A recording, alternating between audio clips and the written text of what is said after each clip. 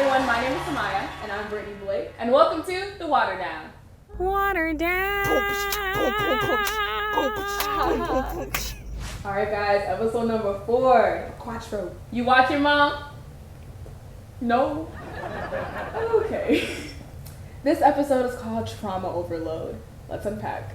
Welcome to the accountability box. So as we're going through pre-production, Cymiah and I realized that our opinions change, we get educated on the topic, and we just want to hold ourselves accountable and clarify any opinions that have changed. So first of all, we want to state that we did film this at a very late time, so our energy might be a little all over the place, but it's still fun nonetheless. We also wanted to release a trigger warning and say that we do talk about graphic conversations. If you do not feel comfortable with that, we don't suggest watching.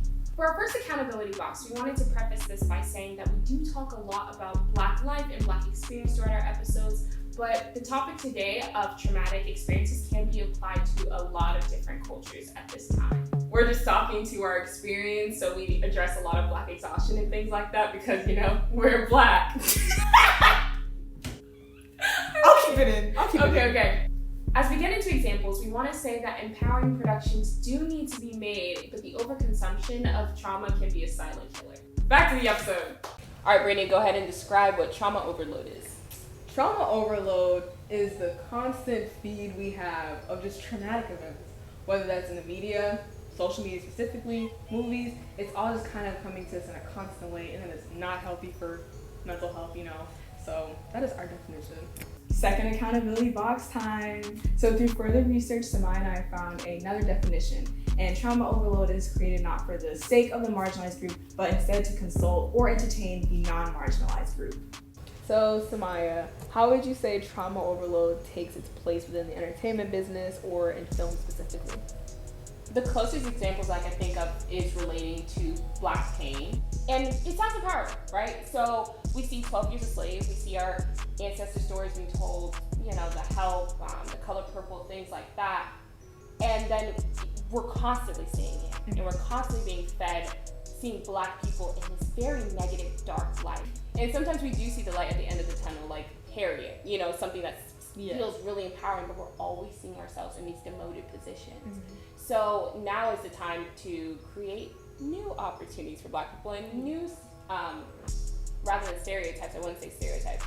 Now is the time to create new places that Black people can exist outside of our history.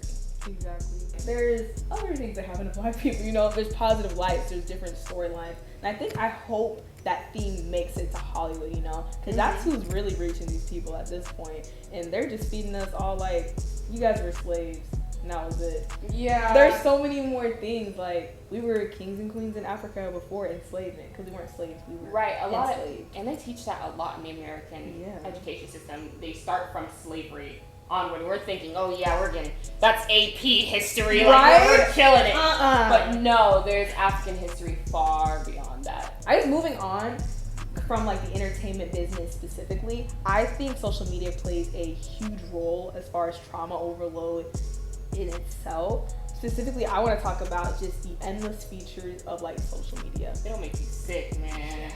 I personally, and you make fun of me for it because sometimes I don't listen to it, but I have social media time limits on my phone. After like, I think I have an hour a day, and then it's like, oh, you want to remind me in a minute, remind me like 15 minutes, and you can get off of it. But like, if I don't have that, I don't like consciously realize that, oh, I have been scrolling for like an hour or two. Yeah. Like, there's literally no end, and it's just constant new content. And it doesn't stop. Right, and you know, I wonder what other people's feeds look like, because they probably see like baking and like like whatever like new hot outfits are there. Cheese? Keep going. Right, and we see I see people getting killed. I see sensitive content warning, like constantly. Oh yeah. And it's just like, and you don't know if you should press and watch it. And you're like, if I don't though, then I'm not going to be informed. And it's this constant battle. As an individual who's affected by the happenings that are going on in the world, you want to be a part of the change. You want to understand what's going on. But it's hard. It's hard watching. Can I please tell a quick story? Yes. Story time. Yes. Today I was driving on my way here, and I was like a couple minutes late getting here because a police officer was riding next to me, and I didn't want to drive in front of him. So I like slowed my car down. It was right behind him, and I just wouldn't pass him at all. And I had to wait till he turned before I could go. Like, that's the fear that is put into my heart when I'm constantly seeing people like me being killed over and over and over again. Yeah. So yeah. And there really isn't like an end to it. And I think while you're mentioning like the whole sensitive content thing, I guess that's Instagram or like Facebook's way of saying like, hey, we know that it's a lot going on in the media. We're gonna give you a little warning, but sometimes I can't help by pressing that little button because there's like, I guess a catch-22. It's like a little battle. You're gonna be informed too much, or you're just not gonna know it all. And I was like, okay, how do I understand what's going on without affecting my like mental health? I know after I see it a lot, especially this summer with like the George Floyd, Breonna Taylor protest, I really wasn't physically okay because my mental health affects my physical being so much, and it was actually scary to know. No, the way you become physically ill. Yeah. Oh my goodness, from everything that was going on. And I understand there was a lot of allies a part of that process, and a lot of people who were out there in the streets, you know, supporting Black Lives Matter. But like when you're sitting as the black person in Black Lives Matter. Sorry, everyone, we went on a little rant off screen, but what I was trying to say, it's really hard to constantly see black people be killed. I don't know how to no put other it way to say it, honestly. Because it actually is that graphic on, I see most on Instagram and like Twitter. I've seen a girl getting hanged. Hung. It's nothing. I'm about to graduate.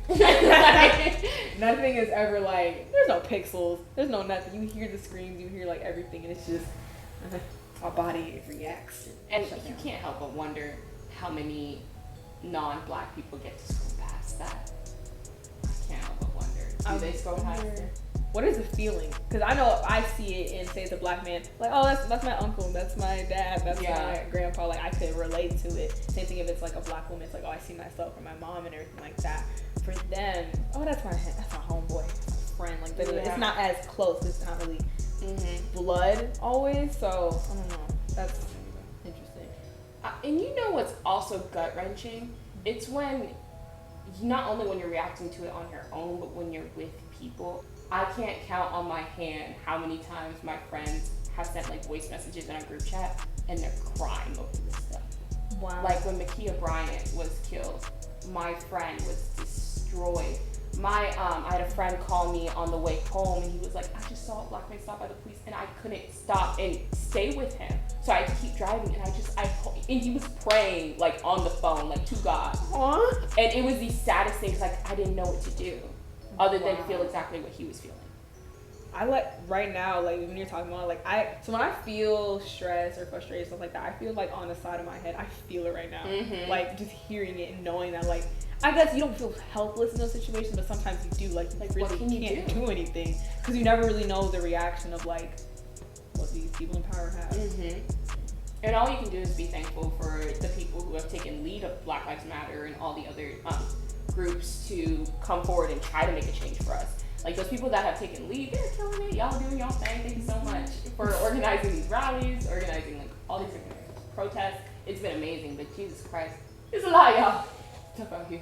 I think we should talk about being desensitized to some of this. So though I'm saying like I literally feel it like in my head and stuff like that, it comes to a point to where like you're kind of numb to it, to where you see it so constantly, like we're saying, like the constant scroll, there's like not really a limit to social media at times, to where I'm like, okay, it's another one, it's another one, it's another one, it's another one. I know. What would you really say as far as how you deal with like, I guess, the numbness or just being desensitized to a lot of this? I'm not proud to say I will like it and not watch the whole video and I'll just keep on scrolling and try to find something that makes me happy. And it sucks because I of course I'm gonna sit down, I'm gonna do something to boost it. I might share a copy link, you know, all that stuff. You know, I will help whoever's there, but I will pause it so I don't watch the whole thing because I can't hear. And that goes in not just like, you know, black pain, but also like feminist movements and things like that, where like you hear about, here's another way to not get snatched. Oh my gosh. I wish I could watch those whole And things. the infographics too. Yes. No, the little pretty ones. It'll be like, bro, this is how you protect yourself against a murderer, rapist, stuff Carry like that. knife. I'm like, oh no. Yeah, and then it'll be like really cute characters at the corner of the photo. Yes. And I'm like, dang, this hurts. It looks really pretty. I'm not gonna lie. Yes. Y'all some good graphic artists.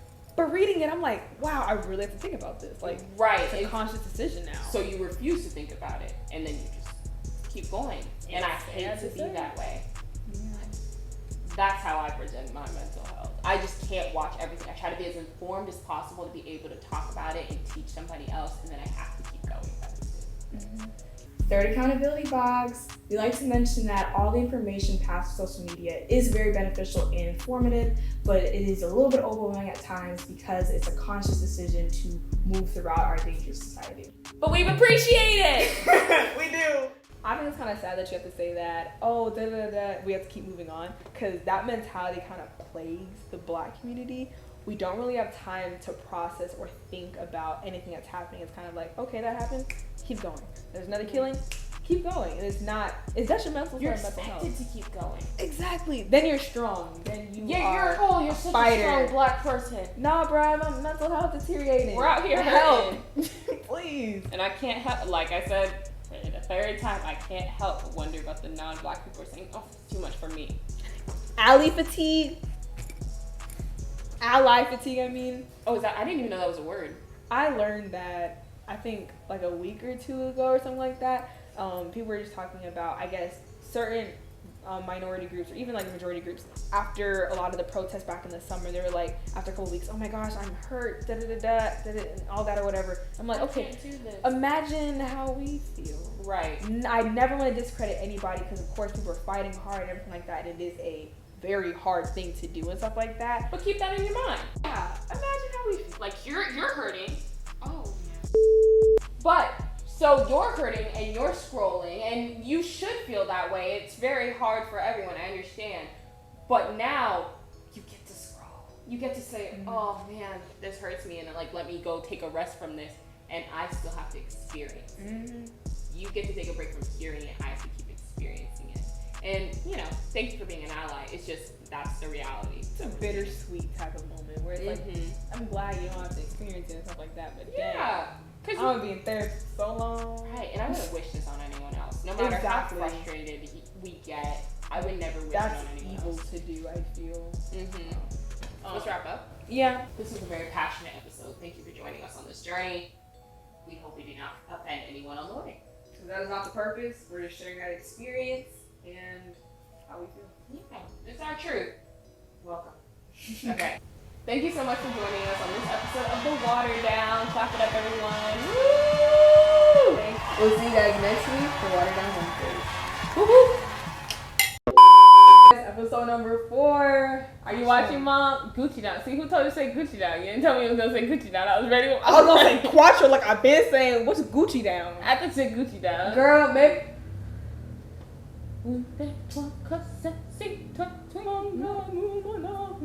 Ready? If you want to yell at me, just say it. No, yeah, you need to let that out. We've been in this piece for 400 years. Today. Oh my God, what is that? Oh my God, what is that?